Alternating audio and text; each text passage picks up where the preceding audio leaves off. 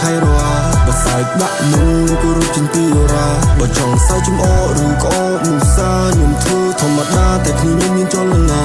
តែក្អែក្ររុំជាប់តាំងពីខ្ញុំធំដឹងតែមិនមែនដល់មិនទាន់ជិនរត់ឆ្លងដែរមកស្រុកថៃបើមិនខំប្រឹងប្រែងជីវិតខ្ញុំអាចនឹងសៃតស៊ូតាតែងប្រឹងប្រែងរកកំរាយថ្ងៃទី2ខែ5គឺជាថ្ងៃដែលខ្ញុំត្រឡប់ហើយខ្ញុំមកវិញវាមិនមែនជាថ្ងៃប្រចំមុននឹងខ្ញុំស្លាប់មុននឹងខ្លាចជាសាកសពត្រូវតែសង់ផ្ទះថ្មីឲ្យម៉ែរស់ស្ងប់ដំណើរនៃជីវិតវាមិនចេះអបលើទេមិនមែនស៊ីមកពោះមិនមែនរស់តាមមកគេត្រូវតែរស់នៅមើលឯងមើលគេក៏លេងមើលឆ្វេងស្ដាំតែគេមានន័យដែរ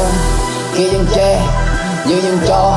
យើងខុសពីគេយើងមិនដូចគេសោះសង្គមតូចចិត្តគិតខ្លីចង់ខ្សោតែគេចង់ស្លាប់ចង់សោកដាច់សងខាមានជីវិតដូចគេណាត្រូវតែប្រឹងប្រែងតាក់តែងជួយគ្រួសារគុំគិនខ្លីសម្រាប់ខ្លួនគុំគិនខ្លី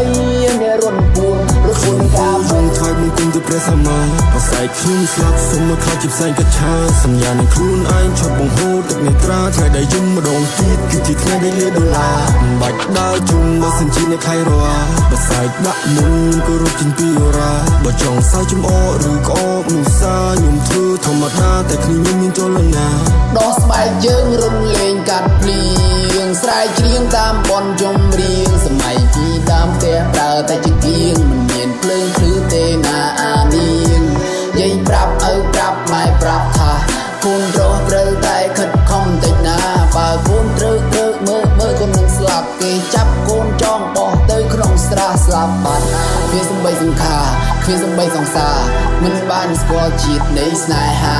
ព្រោះតែជីវិតគ្មានដុល្លារគ្មានស្រីណាជិនណែបនិនកាយា